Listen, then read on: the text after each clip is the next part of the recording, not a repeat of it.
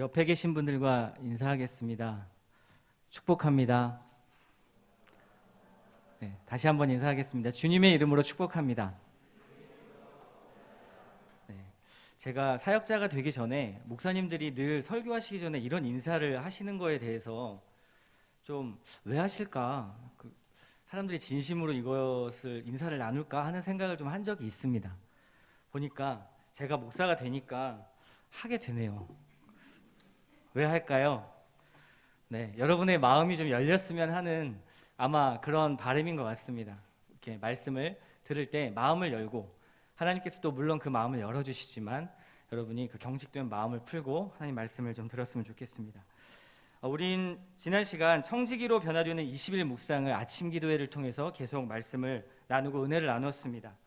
주일 예배 때는 돈과 물질 그리고 시간의 청지기에 대해서 나누었고요. 오늘은 청지기 시리즈 네 번째 시간, 몸으로 하나님께 영광 돌려드리는 청지기, 이 말씀에 대해서 나누도록 하겠습니다. 오늘 말씀의 배경이 되는 고린도 교회에는요, 굉장히 많은 문제들이 있었습니다. 여러분, 교회니까 아무런 문제가 없겠지라는 생각을 하시는 분들이 있습니다. 그런데 사실 교회이기 때문에 더 많은 문제들이 생겨나는 것을 우리는 경험하고 또 보게 됩니다. 예수를 믿었다고 해서 즉각적으로 사람이 180도 변해가지고 성숙해지거나 마음이 갑자기 좁았던 마음이 확 넓어지고 온유해지는 것은 아닙니다. 물론 그러한 사례도 있겠지만 대부분의 사람들은 점점점 성숙해지고 말씀을 통해서 또 기도를 통해서 여러 가지 모습으로 훈련되며 그렇게 성숙하며 자라가죠.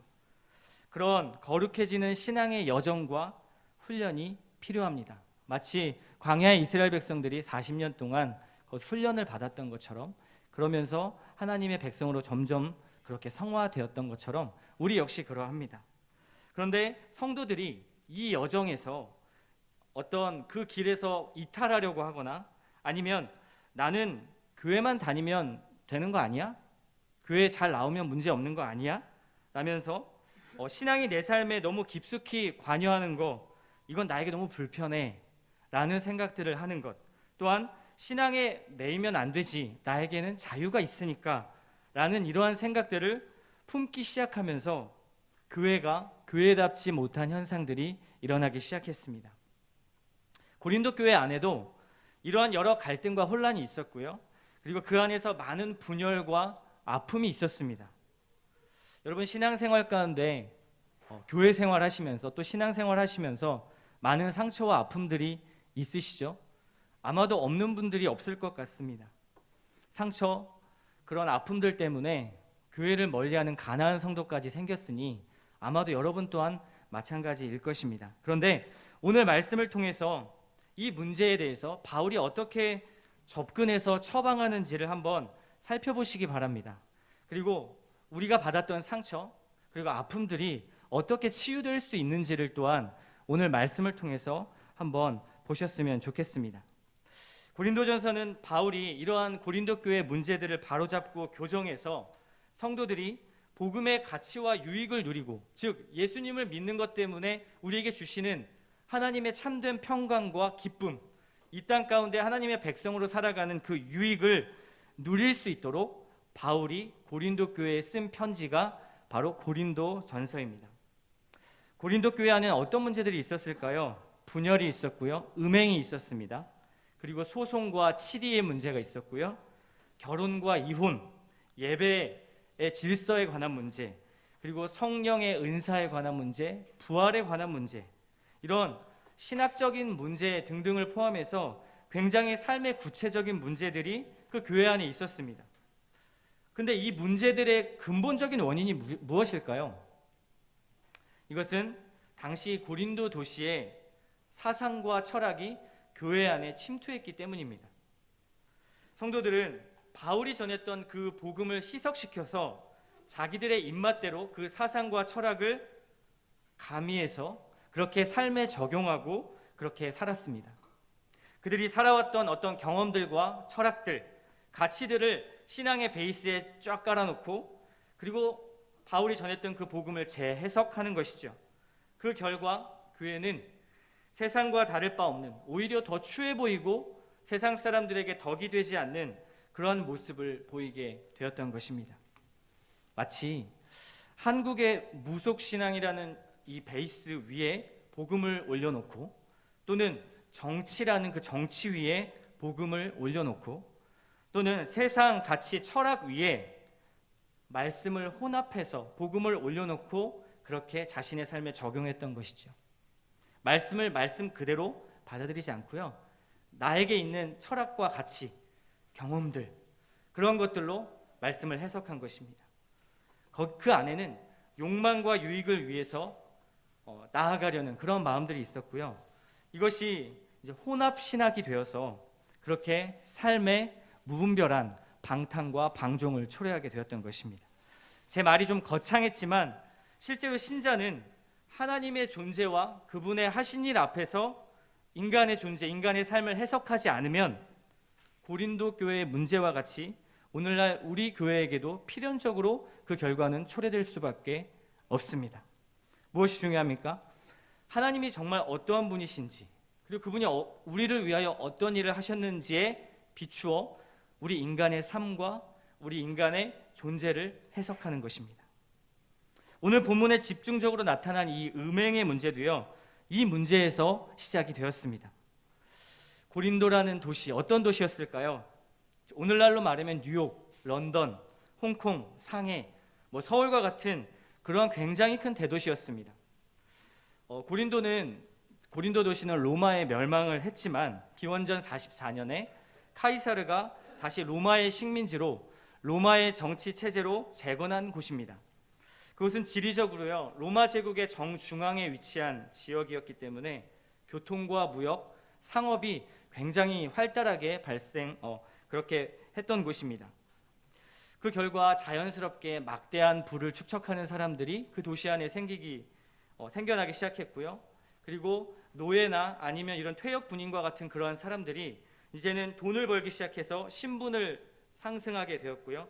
어떤 물질의 축적을 위해서 그 도시의 문화 자체는 굉장히 엄청난 경쟁과 과시의 문화로 그렇게 발돋움하기 시작했습니다.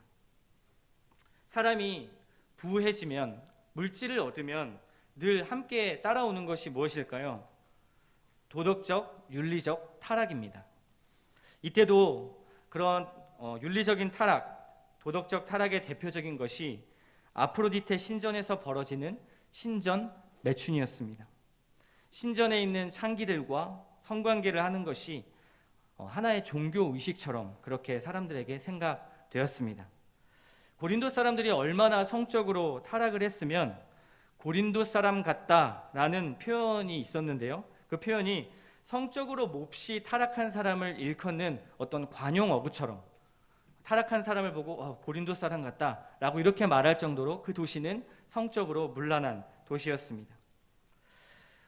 이런 현상은 그들의 문화에 배어져 있던 사상과 철학의 영향 때문이었는데요. 고린도 안에는 헬레니즘 문화의 바탕을 두었던 이원론적 사상이 굉장히 유행했었습니다. 이원론 사상 들어보셨죠? 이것은 영혼과 몸을 엄격히 이렇게 분리하는 것입니다. 헬라인들은 항상 육체를 굉장히 천하다고, 쓸모없다고 생각을 했습니다. 심지어 육체는 무덤이다, 감옥과 같다라는 속담까지 있었습니다. 그리고 에픽테투스라는 사람은 이런 말을 했습니다. 나는 시체에 얽매인 불쌍한 영혼이다. 즉 육체를, 자기의 몸을 그저 쓸모없는 시체로 그렇게 여겼던 것이죠. 육체는 쓸모없고 어떻게 되든 상관없다라는 생각, 다만 영혼은 굉장히 중요하다라는 생각, 이것이 바로 이원론적인 사상이었습니다. 이러한 사상이 교회 안에 들어오면 어떻게 될까요? 그리고 교회 안에 들어와서 복음과 만났을 때, 그때 고린도 교회에 일어났던 현상은 이방인 신자들 중에 일부가 자신은 이미 영혼은 구원을 받았기 때문에 몸은 아무렇게나 써도 된다라고 하는 자신들만의 교리를 만들었습니다. 영혼은 어차피 구원받으니까, 그리고 몸은 쓸모없는 그런 이원론적 사상에 그렇게 물이 들어서 몸을 방탕하게 사용하는 것이죠. 잘못된 교리의 삶의 적용 어떻게 됐을까요? 부패한 삶을 양산했습니다. 그것을 자신들의 교리로 받아들였기 때문에 어떤 그러한 행태에 대해서 신앙적인 문제의식이나 양심의 가책이 없는 것이죠. 마치 신천지가 추수꾼을 해서 교회에 있는 사람들을 빼나가서 가정을 파탄시키고 파괴시키는 것, 그것이 그들에게는 교리입니다. 그것이 선한 일이라고 생각하고 전도하는 일이라고 생각을 합니다. 그러니 어떤 문제의식이나 양심의 가책이 전혀 없는 것이죠. 굉장히 무서운 일입니다. 마치 구원 열차 탑승권을 얻었으니까 삶은 마음대로 살아도 된다라는 그런 주의였습니다. 12절 말씀을 한번 읽어보겠습니다. 모든 것이 내게 가하나 다 유익한 것이 아니요 모든 것이 내게 가하나 내가 무엇에든지 얽매이지 아니하니라. 고린도 교회 성도들은요, 구원을 받았기 때문에 자유를 얻었다고 생각했습니다. 요한복음 8장 32절 말씀 보면 이런 말씀이 있죠. 진리가 너희를 자유케 하리라. 그래서 이 사람들은 삶에서 내가 구원을 받았기 때문에 모든 것이 가하다, 즉 허용된다, 나에겐 자유가 있다 라고 생각을 했습니다. 모든 것을 마음대로 해도 된다라고 생각한 것이죠. 하지만 육체를 가지고 있는 우리들은 모든 것을 할 수 있는 자유가 있지만 그 자유는 죄를 짓는 자유가 아닙니다. 잘 생각하십시오. 죄를 짓는 자유가 아닙니다. 오히려 복음은, 즉 구원, 우리에게 구원은 죄를 범하지 않는 자유, 즉 죄의 노예에서 해방되는 자유를 주는 것입니다. 신자에게는 참 자유가 있죠. 구원이란 의미도 죄의 속박에서 벗어나는 그러한 자유를 의미합니다. 또한 하나님께서 그분의 속성 자체가 참 자유를 가지신 분이기 때문에 그분의 형상으로 우리가 지음을 받았잖아요. 그렇다면 우리 역시, 인간 역시 자유의지를 갖게 됩니다. 그러나 그 자유로 그 하나님의 형상을 깨뜨리고 방종으로 나아가서는 안 된다라는 것을 지금 사도 바울이 말하고 있는 것입니다. 바울은 13절에 계속 이어서 말하죠. 음식은 배를 위하여 있고 배는 음식을 위하여 있으나 하나님은 이것저것을 다 패하시리라. 몸은 음란을 위하여 있지 않고 오직 주를 위하여 있으며 주는 몸을 위하여 계시느니라. 무슨 말입니까? 우리의 몸에는 기본 욕구가 다 있습니다. 그 중에서 지금 바울은 식욕을 말하고 있는데요. 배고프면 음식을 먹는 것이 창조의 원리이죠. 그렇습니다. 그런데 이 원리는 우리가 죽을 때 끝이 납니다. 여기서 이제 그것을 다 패하시리라 라는 표현으로 사용을 했습니다. 그런데 지금 고린도 교회 성도들은 이것을 성욕구에도 적용을 했는데요. 이것을 풀어서 말하면 이렇게 생각할 수 있습니다. 육체는 섹스를 위해 있고 섹스는 육체를 위해 있다, 이렇게 생각한 것입니다. 하지만 성경 말씀 뭐라고 말씀하십니까? 밑에 보면 우리의 몸은 성관계, 성욕구를 풀기 위한 그런 어떤 쾌락을 위해서 있는 것이 아니라 주를 위하여 있다. 우리 몸은 주를 위하여 존재한다 라는 것을 바울은 말하고 있습니다. 그래서 고린도전서 10장 31절 말씀에 보면 이런 말씀도 있죠. 그런즉 너희는 먹든지 마시든지 무엇을 하든지 다 하나님의 영광을 위하여 하라. 우리의 모든 삶의 기본 욕구조차도 하나님께서 우리를 그분의 형상으로 지으셨으며 하나님의 목적을 갖고 만드셨기에 우리는 하나님의 영광을 위하여 해야 한다라는 것입니다. 사랑하는 성도 여러분, 우리에게 자유는 하나님의 영광의 울타리 안에서 마음껏 누릴 수 있는 자유입니다. 그 울타리를 넘어서는 순간 다시 우리는 자유를 얻은 것 같지만 자유가 아니라 죄의 노예가 되는 것입니다. 지금 바울은 그것을 말하고 있습니다. 참 자유는 주를 위하여 사용하는 것이다. 마치 구약에 광야를 불평하고 애굽으로 자꾸 돌아가겠다는 그 이스라엘 백성들에게 하나님께서 애굽으로 자꾸 돌아가려고 하지 마라 라고 하신 이유가 바로 이것입니다. 다시 파라오의 그 애굽의 노예로 들어가는 것과 마찬가지이기 때문에 그렇죠. 그렇다면 중요하게 생각할 것이 있습니다. 신자의 몸이 주를 위해서 사용되어야 하는 그러한 이유는 무엇일까요? 그 이유가 첫째 20절 말씀에 나와 있습니다. 값으로 산 것이 되었으니. 무슨 말입니까?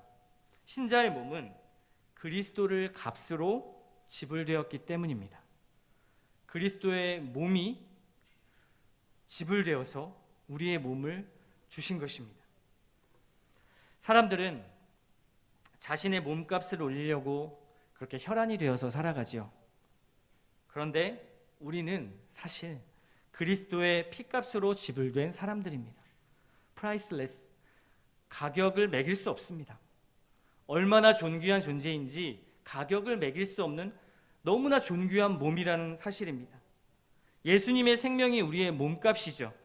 예수님께서는 모든 명예와 영광을 버리시고 초라한 이 땅에 피조물의 모습으로 오셨습니다. 그리고 그분의 사랑을 드러내시기 위해서 십자가에 못 박히셨습니다. 그리스도의 피값. 저와 여러분의 몸은 이 피값으로 지불된 몸입니다.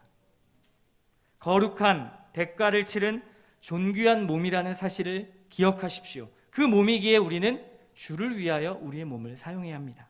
두 번째 이유를 보겠습니다. 15절부터 17절까지 말씀입니다. 너희 몸이 그리스도의 지체인 줄을 알지 못하느냐? 내가 그리스도의 지체를 가지고 창녀의 지체를 만들겠느냐? 결코 그럴 수 없느니라. 창녀와 합하는 자는 그와 한 몸인 줄을 알지 못하느냐? 일러스되 둘이 한 육체가 된다 하셨나니 주와 합하는 자는 한 영이니라. 신자는 그리스도와 연합한 자들입니다. 예수님과 한 몸이 되었습니다. 여러분이 그리스도를 믿는다면, 예수님을 믿는다면 여러분은 예수님과 한 몸이 된 사람들입니다. 에베소서 2장 16절에 이렇게 말씀하죠. 십자가로 이 둘을 한 몸으로 하나님과 화목하게 하려 하심이라. 원수된 것을 십자가로 소멸하시고. 십자가로, 그 예수 그리스도의 십자가로 주님과 신자는 연합했고요, 하나님과 화목하게 되었습니다. 우리는 그리스도와 한 몸입니다. 연합이 이렇게 중요합니다. 그래서 바울은 둘이 한 육체가 된다라고 말하면서 지금 부부의 비유로 창세기의 말씀을 가져옵니다. 창세기 2장 24절의 말씀에 보면 여자와 남자가 하나가 되어서 한 몸을 이룬다라는 말씀이 나옵니다. 거기서 한 몸, 그 원어는 살부치가 하나가 된다는 의미가 담겨 있습니다. 유진 피터슨이 쓴 메시지 성경의 번역에서는 이 말씀을 이렇게 번역합니다. 한번 들어보십시오. 여러분은 주님의 몸을 매음굴로 끌고 갈 작정입니까? 그렇지 않기를 바랍니다. 섹스에는 살갗과 살갗의 접촉 이상의 것이 있습니다. 섹스는 육체적 사실만큼이나 영적인 비밀이 있습니다. 이는 성경에 두 사람이 한 몸이 될 것이다 라고 기록한 것과 같습니다. 영적으로 주님과 하나가 되려거든 헌신과 친밀함이 없는 섹스, 우리를 전보다 더 외롭게 하는 섹스, 결코 한 몸이 될 수 없는 섹스를 추구하지 마십시오. 무슨 말입니까? 우리는 그리스도와 연합했기 때문에 그의 영, 그리스도의 영과 하나가 되었다고 17절에 말하고 있습니다. 바울은 지금 무엇을 강조합니까? 영과 육은 분리될 수 없다. 단순히 그 성관계가 몸으로 끝나는 것이 아니라 영과 관련이 있다. 신자된 너희들은 절대 창녀와 한 몸이 될 수 없다라는 것을 강조하고 있습니다. 19절 말씀에도 강조하죠. 너희 몸은 너희가 하나님께로부터 받은 바 너희 가운데 계신 성령의 전인 줄을 너희가 알지 못하느냐? 너희는 너희 자신의 것이 아니라. 우리가 주를 위하여 몸이 있는 이유는 그 신자의 몸이 그리스도와 연합된 성령이 거하시는 성전이기 때문입니다. 여러분은 걸어다니는 성전입니다. 성전이 뭐 하는 곳이죠? 하나님을 예배하는 곳입니다. 성령께서 그 우리 마음의 성전 안에 거하시는데 하늘에 계신 그 예수 그리스도와 우리를 그 성령께서 늘 연결시켜 주시는 사역을 합니다. 우리 안에 성령께서 거하셔서 하늘에 지금 하나님 우편에 앉아 계신 그 예수 그리스도와 늘 우리를 연결시켜 주시죠. 성령을 통해 그분의 말씀을 깨닫고 성령을 통해 삶의 인도를 받습니다. 어떤 인도요? 그분이 기뻐하시는 삶의 방향, 십자가의 길, 자기 자신을 부인하는 삶, 그러한 삶의 인도를 우리 안에 계신 성령님을 통해 인도를 받습니다. 그러니까요, 성령 하나님을 통해서만 그리스도의 영광과 존귀가 드러납니다. 그러므로 성령 하나님이 거하시는 이 성전에서는 무엇이 일어나야 합니까? 늘 예배가 나타나야 합니다. 우리가 공동체적으로 이렇게 예배당 안에서 모여서 예배하는 것도 예배이지만 우리 안에 있는 성전, 걸어다니는 성전이 삶 가운데 예배가 되어야 하는 것이죠. 늘 예배를 드리는 삶을 사는 것입니다. 그것을 우리는 삶의 예배라고 말합니다. 그래서 성전 안에서는 늘 필요한 것이 무엇입니까? 그 예배 안에 필요한 것, 거룩과 은혜입니다. 성전된 몸이 창녀와 합해진다라는 것 상상이 되십니까?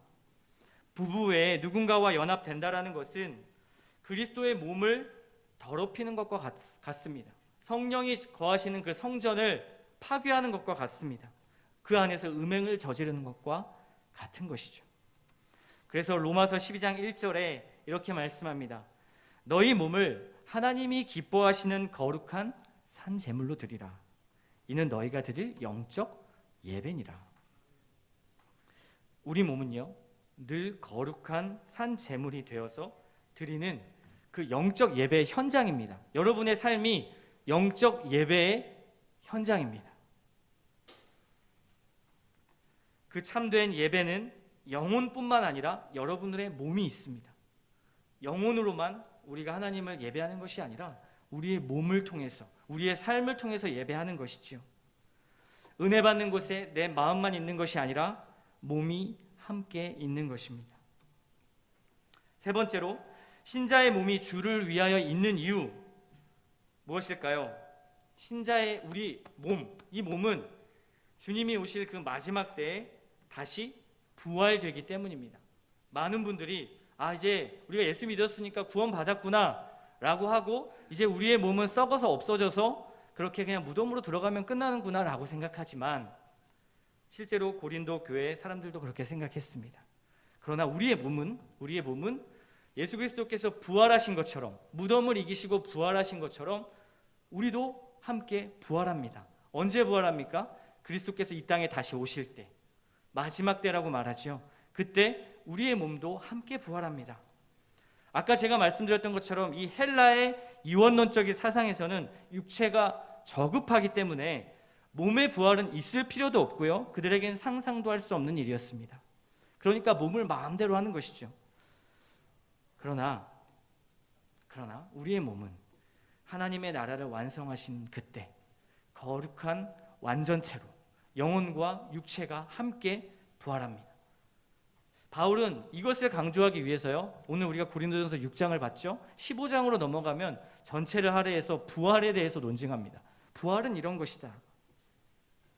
우리가 예수를 믿고 구원이 완성되는 것은요, 바로 영혼과 육체가 함께 부활하는 그날에 완성되는 것입니다. 우리는 구원의 완성을 향해 늘 그 나그네의 여정, 그리스도의 백성의 제자된 삶으로 여정을 해나가는 것입니다. 나 지금 예수 믿었다고 고백했으니까 난 구원 받았어, 구원 티켓 땄어 라고 말하는 것이 아니라요, 평생의 그 여정을 거룩해지는 삶으로 걸어가는 것이죠. 그날까지 우리는 주님과 연합해서 늘 거룩한 삶을 살기를 힘써야 합니다. 제가 다시 세 가지를 정리해 보겠습니다. 왜 우리의 몸이 하나님을 위해 있고 그분을 위해 드려져야 하는 것일까요? 첫째, 예수님의 피값으로 우리를 사셨기 때문입니다. 둘째, 우리 몸은 성령 하나님이 거하시는 성전이기 때문에 그렇습니다. 셋째, 우리의 몸은 마지막 때 부활할 거룩한 몸이기 때문에 그렇습니다. 우리의 몸이 너무나 소중하죠. 2020년에 유행했던 드라마가 있습니다. 저는 보지는 못했는데요. 굉장히 히트를 쳤던, 이슈가 되었던 부부의 세계라는 드라마가 있습니다. 목사님은 굉장히 감성 있는 드라마를 인용을 하시는데 저는 오늘 주제가 음행이기 때문에 굉장히 극단적인 드라마를 좀 예로 들겠습니다. 혹시 보신 분들 계신가요? 네, 많이 계실 것 같은데 손을 들라고 하진 않겠습니다. 그 드라마에서 보면 유부남 이태호라는 사람이 있습니다. 그리고 아내 지선우에게 그 남편이 불륜을 하다가 들켜서 그렇게 이제 마주하게 되는 장면이 있습니다. 그때 그 남편 이태호가 그 부인에게 이런 말을 던집니다. 사랑에 빠진 게 죄는 아니잖아. 불륜한 여자와 불륜을 저질러 놓고 지금 자기 아내에게 하는 말입니다. 사랑에 빠진 게 죄는 아니잖아. 이게 제가 말하니까 별로 감흥이 안 사는데 드라마 한번 짤로 보십시오. 네. 많은 사람들이 이 대목에서 엄청난 욕을 했다고 합니다. 열받아가지고요. 말도 안 되는 이야기니까요. 욕을 많이 먹었던 드라마라고 합니다. 그런데 아이러니한 것은 시청률이요 20%가 넘었다고 합니다. 꾸준히. 우리가 익숙한 그런 어떤 막장 드라마, 사랑과 전쟁이라든지 또는 이때 2020년 이후에 화양연화라는 이러한 드라마들, 이런 드라마들의 소재가 모두 불륜이 소재였고 굉장한 인기를 끌었습니다. 나는 저게 해당되지 않아 라고 말하면서 계속 사람들은 보더라고요. 여러분 보십니까? 네. 이것이 사회의 트렌드처럼 되어가고 있기 때문에 그렇습니다. TV 속뿐만 아니라요, 현실에서도 불륜이 인기라는 것을 여러분 알고 계십니까?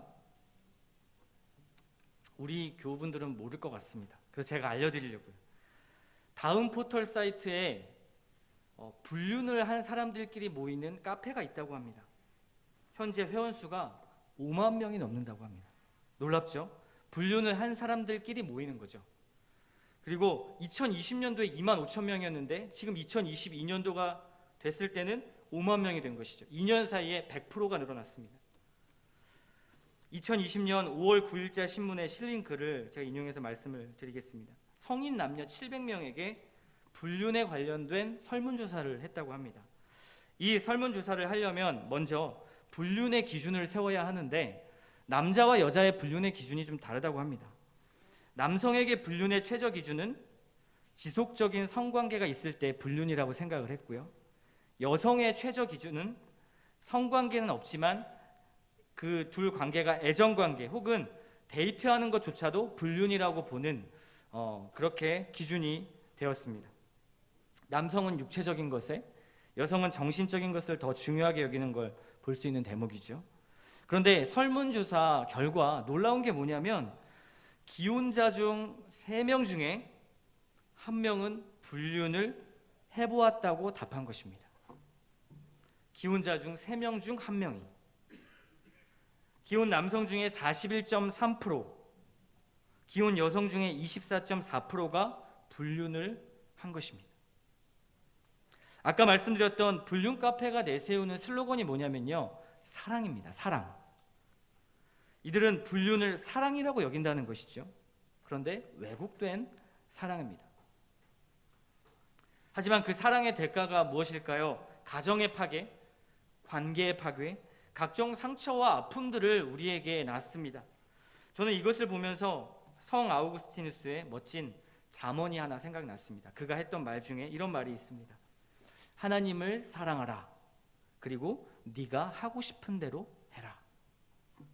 굉장히 멋진 말인데 지금 우리가 이 배경 속에서 이야기할 때는 어떤 뉘앙스로 들립니까? 이 말을 오해하면 하나님을 벗어난 고린도 교회와 같이 방종이 나타납니다. 마음대로 사는 것이죠. 오늘날 사람들은 자기 자신을 사랑하라, 러브 유얼셀프를 외칩니다. 한 번뿐인 인생 즐기자, 욜로족도 있죠.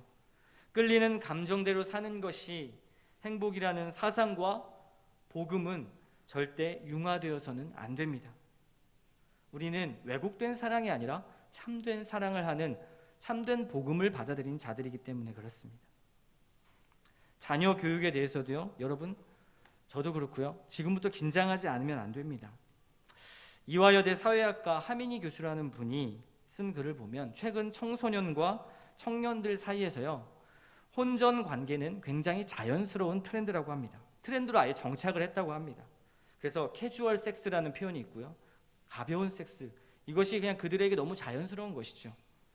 그 과정에서 그 아이들은 굉장한 심리적인 스트레스와 부담, 상처, 좌절 등을 경험한다고 합니다.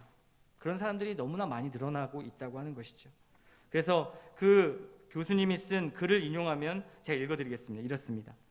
오늘날 서구에서 비혼 출산 비율이 40%에 육박한다는 사실은 우리에게도 시사하는 바가 크다. MZ세대를 중심으로 결혼 상대자의 순결을 문제 삼지 않겠다라는 비율이 남녀 불문하고 10명 중 8명에 이르렀고, 동거를 진지하게 고려해 본 적이 있다라는 응답이 남성 58%, 여성 37%에 이르는 상황에서 도대체 언제 결혼할 것이냐라고 묻는 부모 세대의 질문이 어떤 의미로 들릴지 심각하게 고려해 볼 때가 되지 않았을까 싶다. 여러분, 지금 우리의 사회는 이러한 세계관과 가치 속에 있습니다. 기혼자 중 3명 중 1명이 불륜을 저지르고, 아이들은 이제는 결혼 전에도 혼전 관계를 일삼고, 그것이 너무나 사회적인 트렌드로 보는 것이죠. 이런 세계관을 가지고 있는 사회와 문화 속에서 자녀에게 어떻게 하면 거룩한 신앙의 유산을 물려줄 수 있을까요? 우리는 더욱 고민하지 않을 수 없습니다. 저는 오늘 말씀을 우리 삶에 구체적으로 좀 적용을 해야 한다면 가장 먼저 우리 먼저 바른 말씀과 바른 신학을 가져야 한다고 말씀드리고 싶습니다. 우리가 가진 배우는 말씀들에 자신의 토양을 주장하면 안 됩니다. 무슨 말이냐면 내가 가지고 있는 경험과 생각들, 가치관들이 복음과 희석이 되면 굉장히 이상한 교리적 삶이 나타납니다. 고린도 교인들이 했던 것처럼 세상과 다를 바 없지요. 종교인처럼 살고 삶은 방탕하게 살고 거룩한 삶이 없는 것이죠. 성도는 세상과 인간을 보는 관점을요, 제가 아까도 말씀드렸지만 하나님 중심으로 창조의 질서에 맞게 봐야 됩니다. 여러분의 눈으로 보는 것이 아니라요, 세상의 눈으로 보는 것이 아니라 하나님의 중심에 맞게 봐야 합니다. 세상의 가치와 복음을 희석하고 자기 욕망을 위해서 말씀을 재해석하면 안 됩니다. 우리 몸에 대한 세상의 가르침에서 벗어나서 거룩한 삶으로 늘 우리는 고군분투해야 됩니다. 매일매일 싸우고 고군분투해야 됩니다. 말씀으로. 어떻게 거룩한 삶으로 나아갈 수 있을까요? 디모데전서에서 그 해답을 알려줍니다. 4장 5절 말씀인데요, 말씀과 기도로 거룩하여 짐이라. 성도는 말씀과 기도로 거룩해집니다. 여러분이 말씀과 기도를 멀리하고 있다면 거룩해지는 삶과도 멀어지는 것입니다. 청지기로서 우리 몸을 거룩하게 산 제사로 드릴 수 있는 건요, 말씀으로 오신 그리스도와 친밀하게 교제하는 것입니다. 친밀하게. 나의 몸을 부부 관계가 아닌 다른 누군가를 통해서 욕망과 쾌락의 관계로 들어가는 것을 막을 수 있는 유일한 방법은 그리스도의 사랑입니다. 사회와 문화, 친구들, 자녀 교육에 이르기까지 우리를 무너뜨리는 세계관이 코앞에 닥쳐 있습니다. 아니, 실제로 우리는 그 삶을 살고 있습니다. 성도 여러분, 어떻게 피하고 어떻게 이겨내시겠습니까?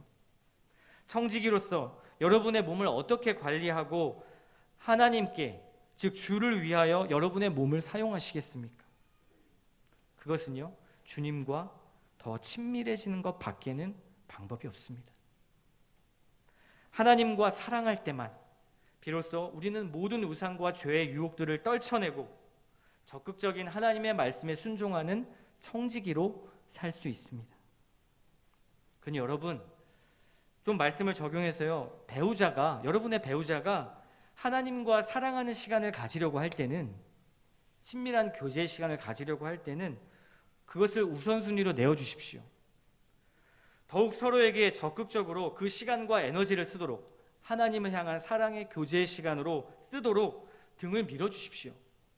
그 시간에 왜 교회가 왜 기도해? 라고 말하지 마시고 가족과 보내야지 라고 말하지 마시고 그것이 먼저 우선순위가 되도록 해주십시오.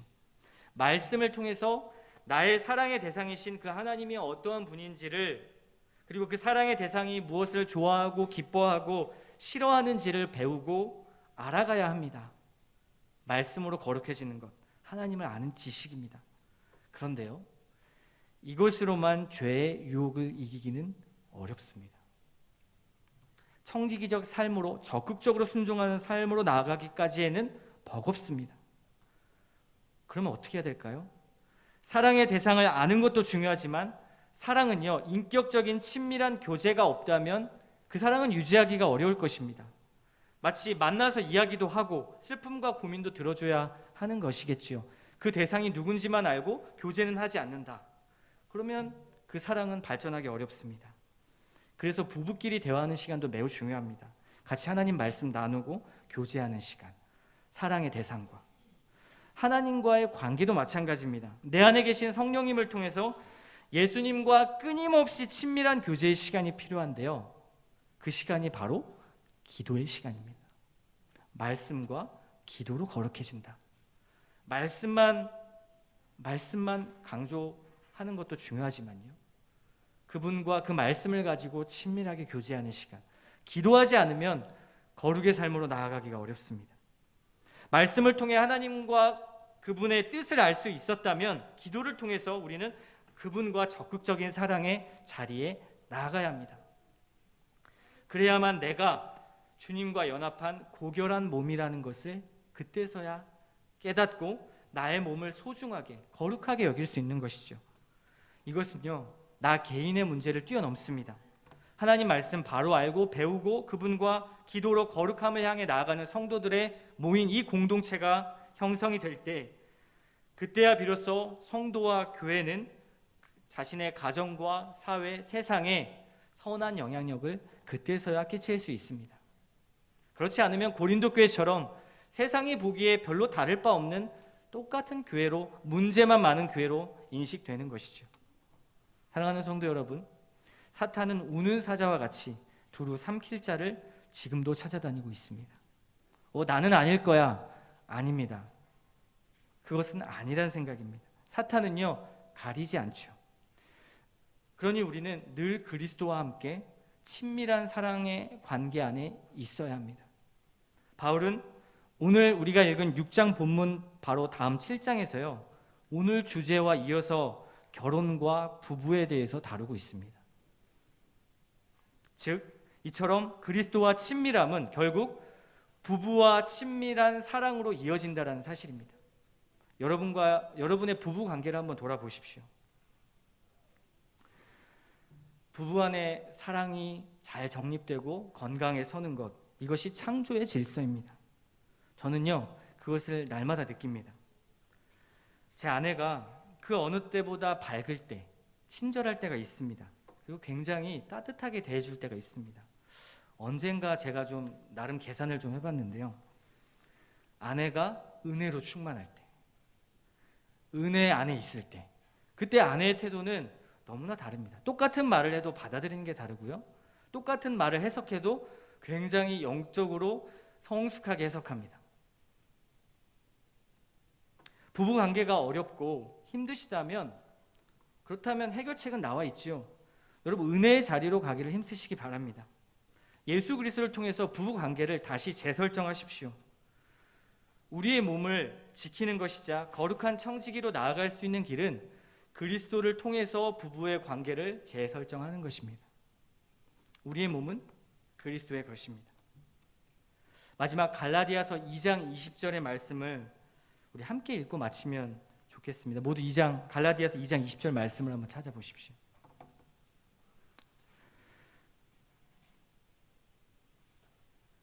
함께 읽겠습니다. 시작.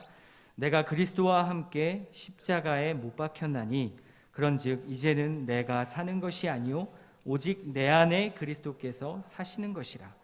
이제 내가 육체 가운데 사는 것은 나를 사랑하사 나를 위하여 자기 자신을 버리신 하나님의 아들을 믿는 믿음 안에서 사는 것이라. 아멘. 오늘 몸으로 하나님 앞에 영광을 돌리는 청지기라는 주제로 말씀을 나누었습니다. 그리스도께서 십자가에 못 박히셔서 이제는 그리스도가 우리 안에 사십니다. 여러분 안에 사시고요. 여러분에게 참된 성령의 성전을 보장해 주시고, 그래서 훗날 영원한 하나님의 나라 안에서 기쁨과 소망을 누리는 그 몸의 부활까지 하나님은 예비해 놓으시고 여러분에게 성도라 부르시기를 원하고 계십니다.